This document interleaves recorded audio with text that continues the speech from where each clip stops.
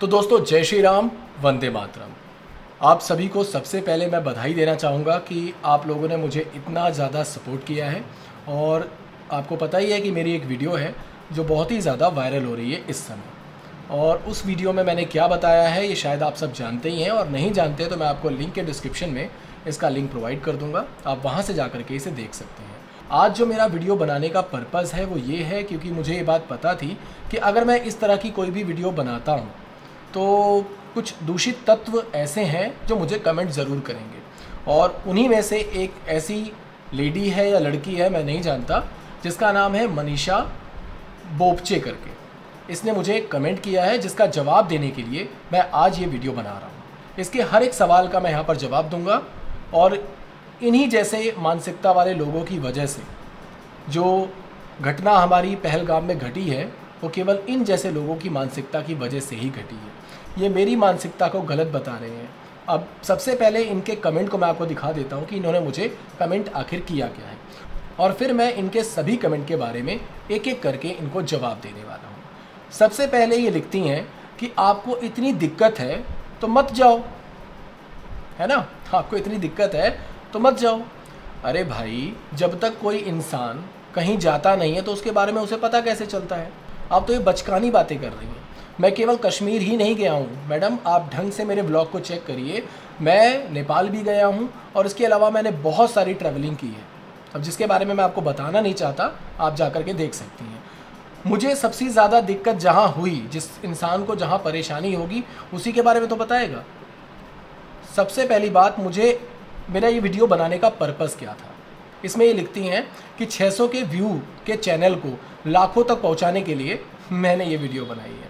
तो मैडम, अगर ये वीडियो मैंने जो घटना घटी है पहलगाम में उससे पहले बना दी होती ना तो शायद ये घटना नहीं घटती। मेरे ही जैसे बहुत सारे यूट्यूबर हैं जो वहाँ पर गए हैं लेकिन उन्होंने सच्चाई नहीं दिखाई जो मैंने दिखाई है। और रही बात आपकी, तो मैडम मेरी ये जो वीडियो है ना वो 8 लाख प्लस जा चुकी है और 8 लाख से ज़्यादा लोगों ने इसे देख लिया है। और शायद मेरे हिसाब से 3500 से ऊपर उसमें कमेंट भी आए हैं।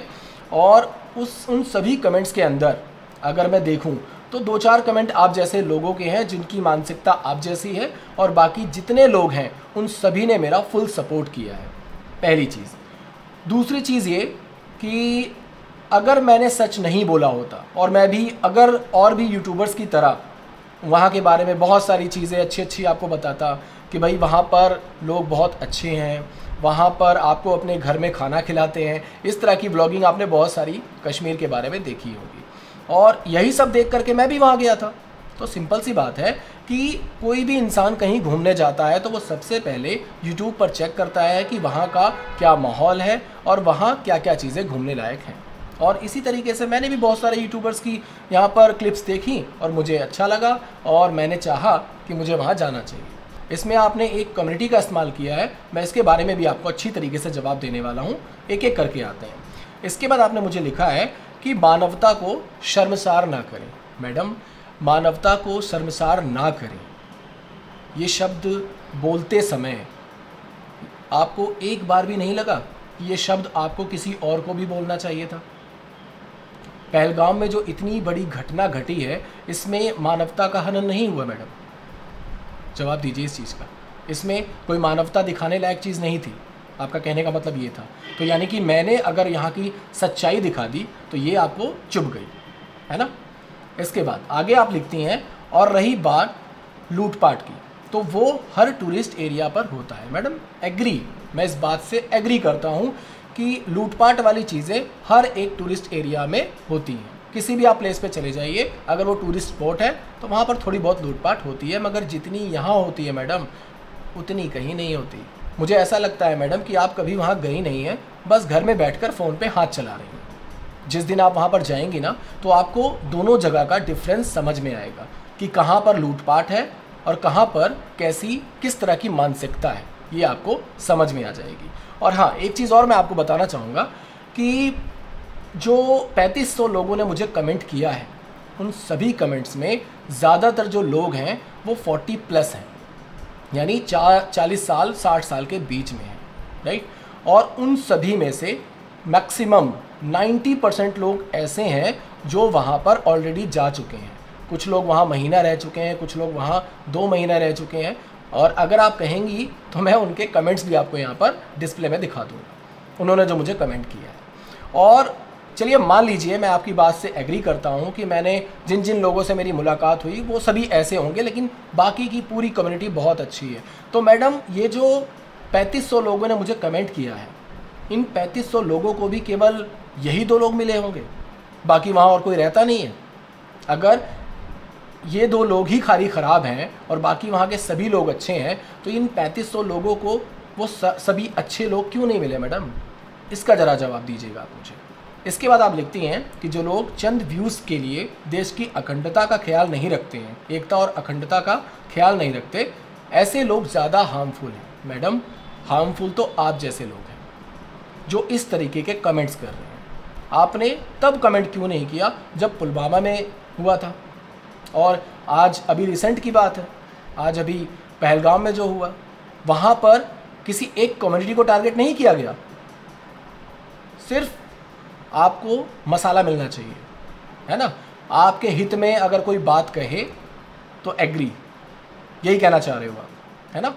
इसके बाद आपने लिखा है कि इस क्रिटिकल कंडीशन के अंदर भी मुझे व्यूज़ की पड़ी है। मैडम, ऐसा है, मेरे पास केवल ये एक ही चैनल नहीं है, पहली बात, और दूसरा, अभी तक मैंने अपने इस चैनल को मोनेटाइज नहीं किया है और ना ही इस वीडियो से एक भी पैसा कमाया है।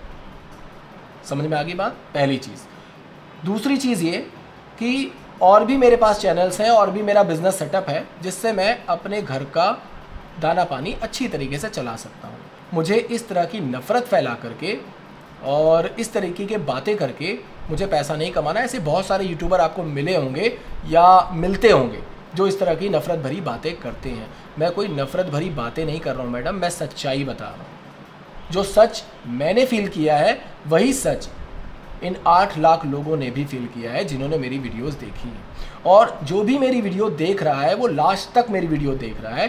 तो मेरी वीडियो में अगर झूठ होता तो आप जैसे लोगों के कमेंट ज़्यादा होते और अच्छे लोगों के, यानी मुझे सपोर्ट करने वाले लोगों के जो कमेंट हैं वो कम होते। तो पहली बात तो ये कि नफ़रत कौन फैला रहा है ये आप भी अच्छी तरीके से जानती हैं और मैं भी अच्छी तरीके से जानता हूँ। इसके बाद आपने लिखा है कि वीडियो से साफ साफ समझ में आ रहा है कि पहले व्लॉगिंग की गई, बाद में डबिंग की गई। तो इसका जवाब मैं आपको देना चाहूँगा मैडम। मैं वहाँ मार्च में गया था, यानी होली के दिन 15 मार्च को मैं वहीं था, और 15 मार्च के आने के बाद मैंने एक वीडियो और अपलोड की थी जिसका लिंक मैं आपको डिस्क्रिप्शन में दे रहा हूँ, उसे ज़रूर चेक कीजिएगा। तो वो लोग खुद डर जाएंगे इन चीज़ों को देख करके, वो खुद यहाँ पर आना पसंद नहीं करेंगे। कोई अपनी फैमिली को जोखिम में डालने के लिए यहाँ क्यों आएगा, है ना? तो इसलिए थोड़ा सा सिक्योरिटी का इंतज़ाम कीजिए। और मैं तो कहता हूँ कि जहाँ जहाँ टूरिज्म प्लेस है, जिस तरीके से आप अमरनाथ यात्रा होती है और अमरनाथ यात्रा में आप इतना बढ़िया इंतज़ाम करके रखते हैं कि परिंदा भी पर नहीं मार सकता, तो उसी तरीके से जब टूरिस्ट जब यहाँ पर आता है घूमने फिरने के लिए, तो थोड़ा सा रिक्वेस्ट है कि यहाँ पर सिक्योरिटी का थोड़ा सा ध्यान दिया जाए, ताकि जो टूरिस्ट होना वो खुल करके जी सके, यहाँ पर एंजॉय कर सके। अगर वो वीडियो किसी ने देख ली होती और वो वीडियो वायरल हो गई होती, तो मैं ये बात गारंटी के साथ कह रहा हूँ कि ये जो पहलगाम में हुआ ना, ये होने से बच जाता अगर लोगों ने उस वीडियो को वायरल किया होता और लोगों ने वहाँ की सच्चाई दिखाई होती। बहुत सारे ब्लॉगर्स वहाँ जा कर के आलतू फालतू की बातें दिखाएंगे, आलतू फालतू की चीज़ें करेंगे, मगर असलियत जो दिखानी चाहिए वो नहीं दिखाएंगे, क्योंकि उसे दिखाने से केवल एक कम्युनिटी बदनाम होती है। और जिस कम्युनिटी की संख्या इतनी ज़्यादा है, उस कम्युनिटी को वहाँ से भगा दिया जाता है, तब आपका मुंह नहीं फूटता। और जिस कम्युनिटी की संख्या भारतवर्ष में ज़्यादा है, वो कम्युनिटी हर जगह परेशान है, तब भी आपको दिखाई नहीं देता। इसके बाद मैडम आपने लिखा है कि आप कहीं भी गए हो, आप अपना अनुभव शेयर कीजिए, गलत बात नहीं है, लेकिन 1-2 लोगों के द्वारा किए गए इस तरह के बर्ताव के लिए आप पूरी कम्युनिटी को क्यों बदनाम कर रहे हैं? मैडम, बदनाम कौन कर रहा है? तो आप मुझे बताइए। आप जो ये 1-2 लोगों की बातें कर रही हैं, मैं फिर से वही चीज़ रिपीट करना चाहूँगा कि आप ये जो 1-2 लोगों की बातें कर रही हैं, ये 1-2 लोग ही, जब भी कोई घूमने जाता है तो ये 1-2 लोग ही उन्हें मिलते हैं। इनके अलावा उन्हें और कोई नहीं मिलता। ये एक दो लोग मुझे मिले, जितने लोगों ने मुझे सच्चाई बताई कमेंट के ज़रिए, जो लोग वहाँ पहले भी जा चुके हैं, उन्होंने भी अपना अनुभव यहाँ पर इस कमेंट में शेयर किया है, उन्हें भी शायद ये एक दो लोग ही मिले होंगे, है ना। इसके अलावा उन्हें यहाँ कोई और नहीं मिला होगा, यही कहना चाहती हैं ना आप। बाकी सब वहाँ बहुत अच्छा है। तो मैडम एक काम करिए ना, आप अपनी पूरी फैमिली को ले जा करके वहाँ शिफ्ट हो जाइए, है ना। उसके बाद आपके जो एक दो लोग हैं आपको पता चल जाएगा। ये जवाब मेरा देना बहुत ज़्यादा ज़रूरी था इन जैसी मानसिकता वाले लोगों के लिए। और अगर आप लोगों को लगता है कि इस वीडियो को प्रमोट करना चाहता हूँ मैं, या व्यूज़ के चक्कर में मैं इस तरीके की हरकतें कर रहा हूँ, तो अगर आप मुझे कमेंट में, यानी जितने भी मेरे व्यूअर्स हैं जिन्होंने मुझे देखा, जिन्होंने मुझे फॉलो किया, जिन्होंने मेरी सराहना की, सबसे पहले मैं उन सभी लोगों से ये बात कहना चाहूँगा कि अगर वो मुझे ये लिख कर दें कि भाई आप इस वीडियो से पैसा मत कमाइए, आप अपने चैनल को मोनेटाइज मत कीजिए, तो ये मेरे भारत की बात है, ये मेरे देश की बात है, और देश हित के लिए मैं ऐसा बिल्कुल करूँगा।